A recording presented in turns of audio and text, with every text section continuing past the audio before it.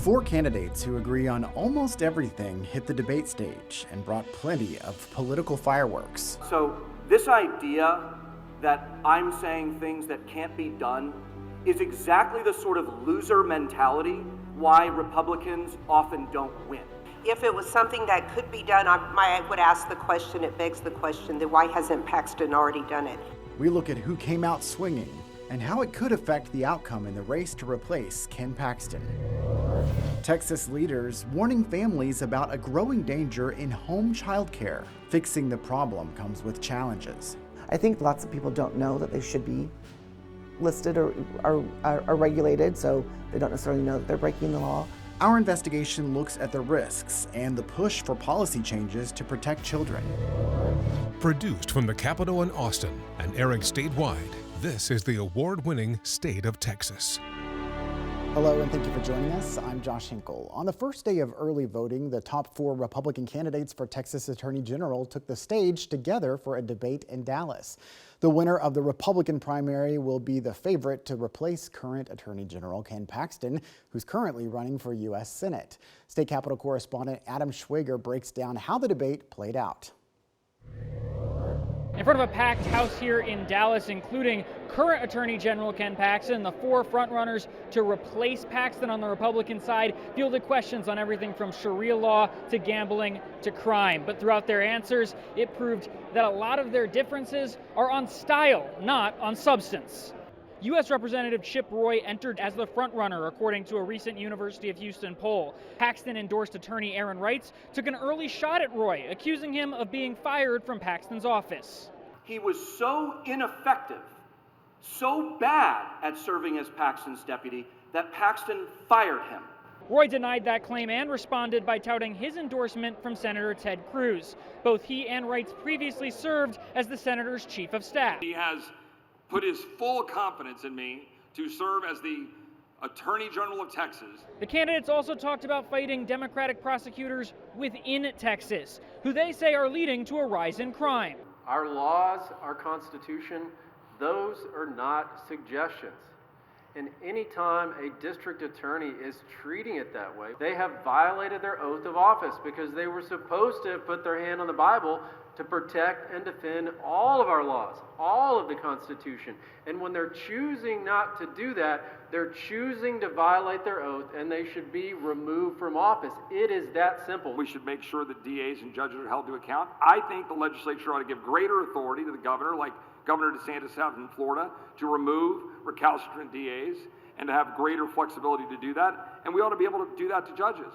As Attorney General, I have committed from day one that within the first month of taking office, I will seek the removal of the Dallas County District Attorney, Travis County District Attorney, and Harris County District Attorney. As far as the rogue prosecutors go, I wrote that bill. That was the bill I wrote. And it cannot be done on day one like some claim they're going to do, or in the first month. It is a process. It's a constitutional and statutory process. That comment led to conflict between Huffman and Reitz. So this idea that I'm saying things that can't be done is exactly the sort of loser mentality why Republicans often don't win.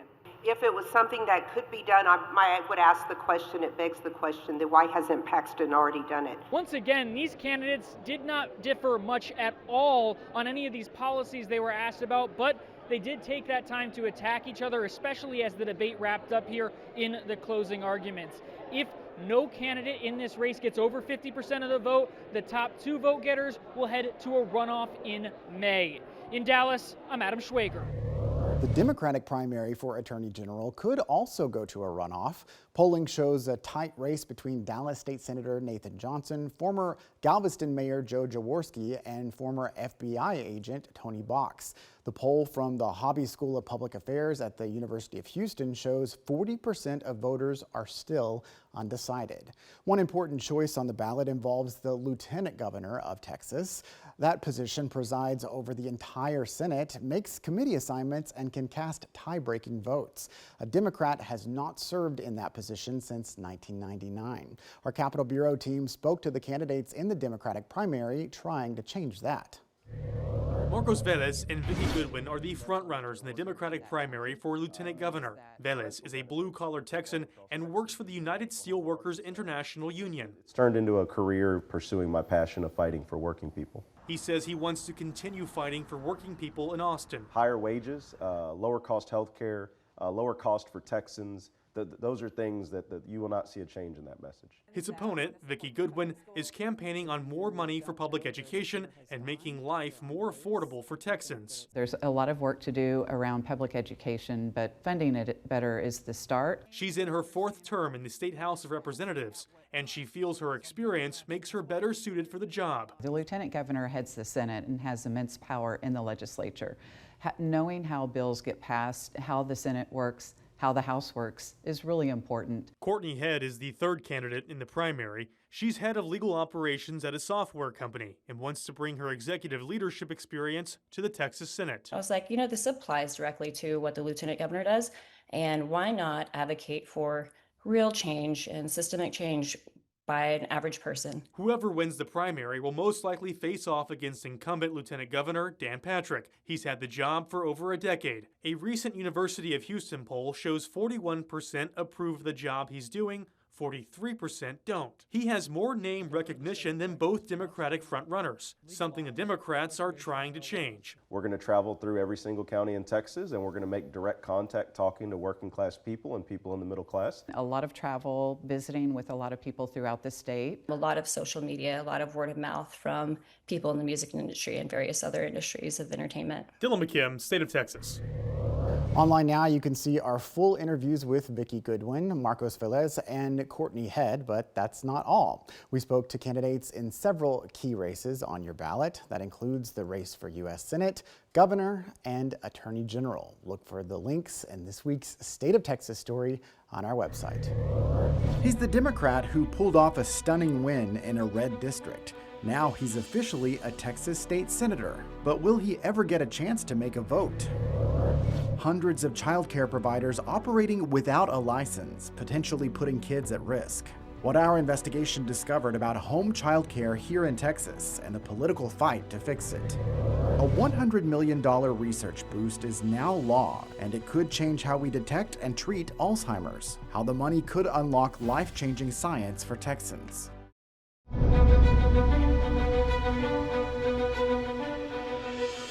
There's a new state senator in the Texas Legislature. Taylor Rehmet took the oath of office Thursday, weeks after the Democrat pulled off a stunning special election win.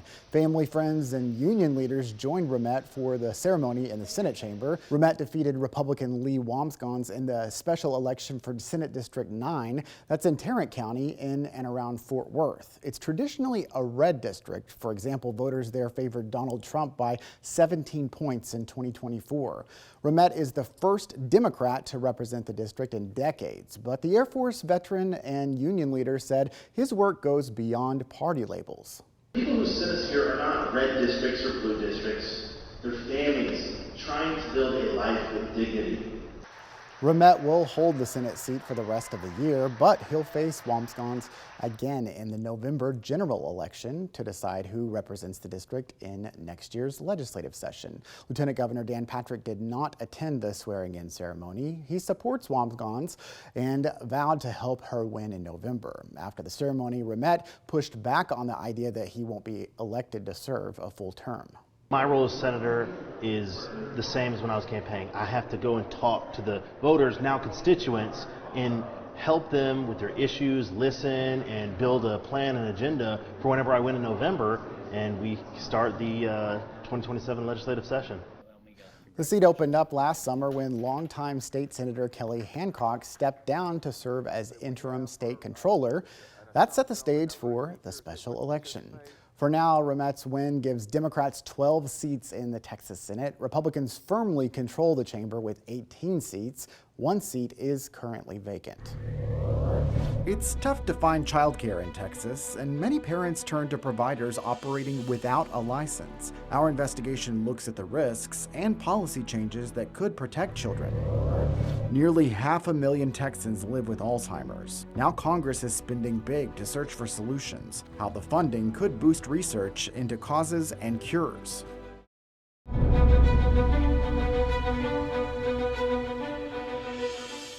Long wait lists and costs as high as rent or mortgage payments. It's tough to find childcare in Texas that you can trust. The state says there are hundreds of providers operating out of their homes without a license, lacking oversight, and potentially putting kids at risk. A viewer tip and the recent criminal indictment of a Central Texas daycare provider led us to look closer at these concerns. And investigator Arzo Dost learned child advocates and licensed providers worry the situation could get worse. We start out with our circle time in the morning. Jemai Johnson Vaughn's home in Southeast Austin. This is our curriculum area. Doubles as a licensed child care operation. We have kiddos who really love music. Serving families who don't work typical hours. I've been that parent. I gave up my lunch break. I gave up my 15-minute break. But I still could not see myself prosper because no daycare will open before 7 a.m. at the time. Johnson Vaughn can have 12 kids in the house at one time under her state license. She cares for 15 altogether, toddlers to older kids, staggering them throughout the day, overnight and weekends. And she has a wait list.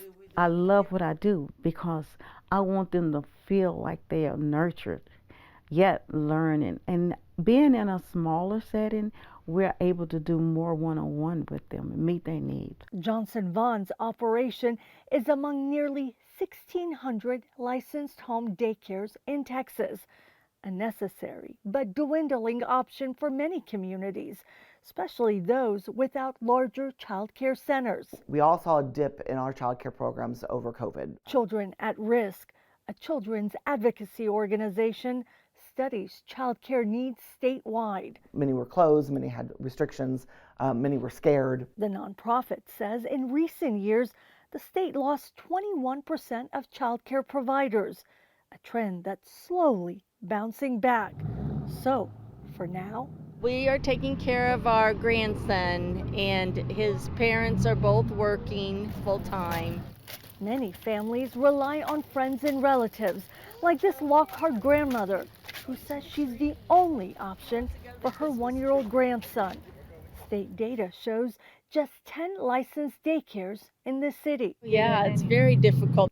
With other choices limited, though, we learned some families turn to home daycares, started by a neighbor, friend, or social media recommendation. Many are not licensed and don't receive regular state oversight. Like another Lockhart woman who ran an unlicensed operation and was arrested last September, accused of leaving children unsupervised. She was indicted last month on 7 counts of abandoning a child with the intent to return. A police affidavit says when officers arrived at her home, 6 children, infants, toddlers, and a 3-year-old, were heard crying inside with dirty diapers. The affidavit also states the woman eventually came back to the house, saying she had walked to the mailbox, though the arresting officer noted he believed the children were alone for at least 2 hours. Some of their parents told us they're waiting to see what happens in court before speaking with us on the record. The woman and her lawyer have declined an offer to comment. In its investigation notification letter we obtained about the case, the Texas Health and Human Services Commission said the woman had no daycare license and was cited for operating without a permit. The agency conducted an unannounced follow-up inspection a month after the arrest and confirmed in the form it filed, which we also obtained, she was no longer providing child care. HHSC says unregulated operations are not inspected and do not require background checks. The agency adds that these operations also do not meet health and safety requirements, which can present risks to children. The agency tracks unregulated operations it discovers. Child care advocates, like Children at Risk, say most are in homes. Our analysis of that data found in the Austin region, which includes 30 counties, the number spiked in 2021 with more than 270. The number dropped after the pandemic, but has been steadily increasing in recent years, more than doubling from 152 in 2022 to 311 in 2024. Why do you think the unregulated home-based childcare operations have exploded? I think lots of people don't know that they should be listed or are regulated, so they don't necessarily know that they're breaking the law. Children at Risk worked closely with state lawmakers last year to pass legislation which could help more operators become licensed. There being 135 ayes, 6 nays, Senate Bill 599 is finally passed. The new law says home child care providers must still follow state rules set by HHSC, but stops cities and counties from creating extra health and safety rules. They want an industrial grade sprinkler system in someone's home. They won't let any licensed business to be in someone's home. Multiple fire extinguishers, way more than what would be required. State Representative Aisha Davis, a former teacher, sponsored the legislation and says the new law removes red tape impacting home providers. Why does Texas need this law?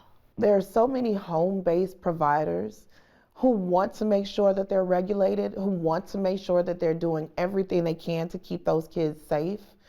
And we want to make sure they have clear guidance. We also cover with our shapes, our colors, our numbers. Johnson Vaughn also pushed for the new law and believes it will help more home providers remain open. And it stands firm, and it blocks all the things that denies every child in a community that needs this care, this nurturing, this development stage in a home. HHSC encourages parents to research their options, find regulated childcare, and go on the state's website and check on the operations inspection record. Child advocates also say make sure you're asking questions. Who else will be in the home? How many kids are being watched? And where will they be learning, eating, and napping? Is it within eyesight? And also get in touch with other parents and get referrals to see how things are being run.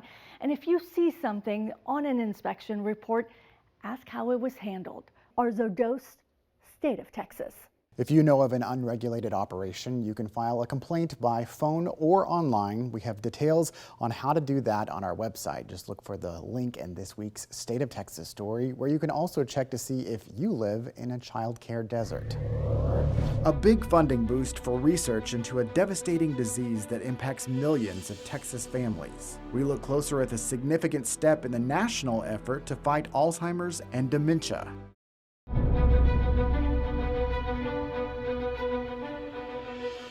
Alzheimer's and dementia research is getting a major increase in federal funding. It's a part of the spending package approved by Congress and signed into law earlier this month. Avery Travis explains how this money could benefit hundreds of thousands of Texans affected by these diseases and why advocates say now is the moment to focus on prevention. We are now entering our newly renovated Butterfly Moments Garden. Sights, sounds. We have multiple raised bed planters and they'll all have different themes. So one will be herbs for the taste, one will be flowers for the smell.